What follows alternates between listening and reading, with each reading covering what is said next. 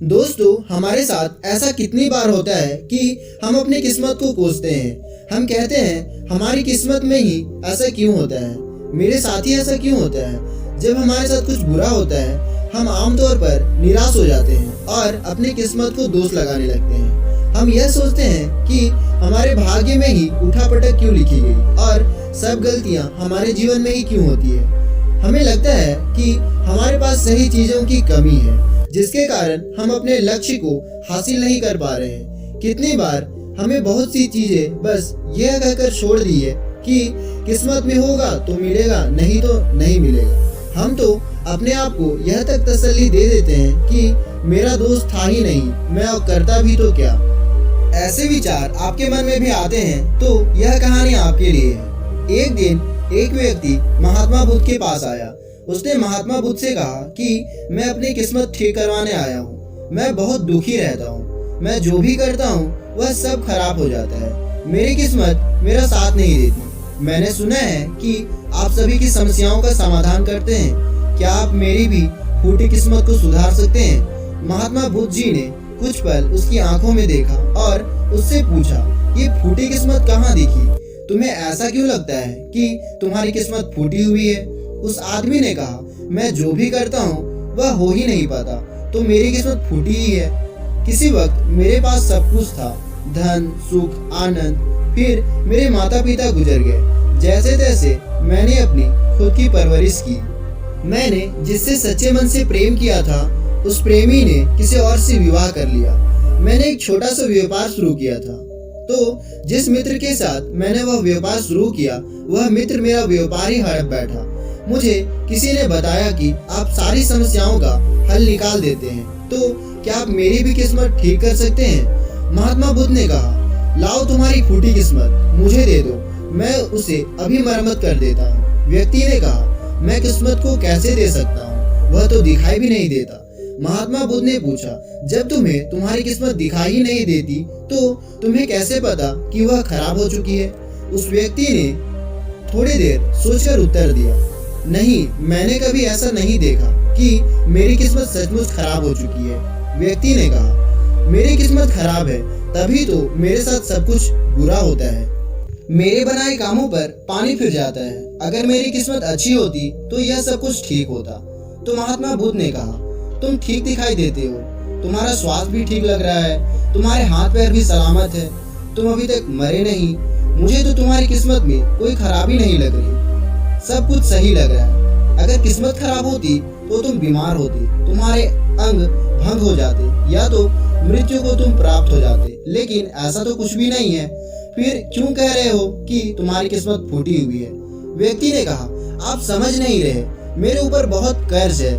लोग रोज मेरे घर धमकाने आते हैं। जिनसे मैंने कर्जा लिया वे मुझे मारने की धमकी देते हैं। मेरा घर भी उन्होंने छीन लिया है, अभी भी मेरे पीछे पड़े हैं। तो ऐसे में मैं कैसे कह सकता हूँ कि मेरी किस्मत अच्छी है?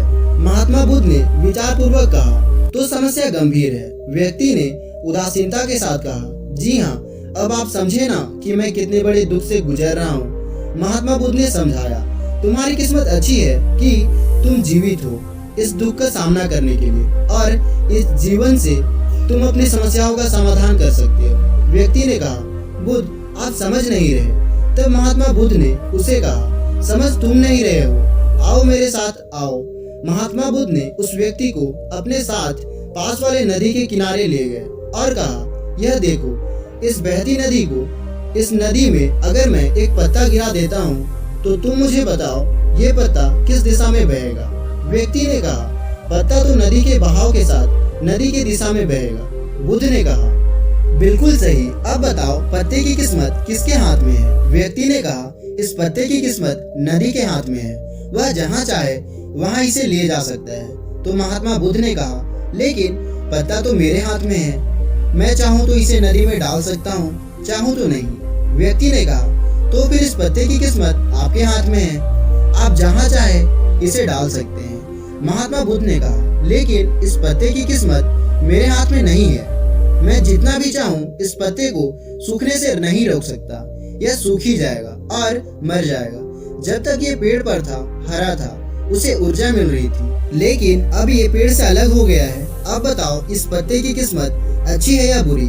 व्यक्ति ने कहा, अब तो इसकी किस्मत बुरी है, क्योंकि अभी अपने पेड़ से अलग हो गया है और ज्यादा दिन तक जीवित भी नहीं रह पाएगा, धीरे धीरे सूख जाएगा। महात्मा बुद्ध ने कहा, अभी यह पत्ता मरा नहीं है, अभी भी ये जीवित है और लाभ ये है कि अभी ये पत्ता सब कुछ कर सकता है जो वो पेड़ से लगे रहकर नहीं कर सकता था। बुद्ध ने पत्ता को हवा में छोड़ दिया, वह उड़कर दूर जा गिरी।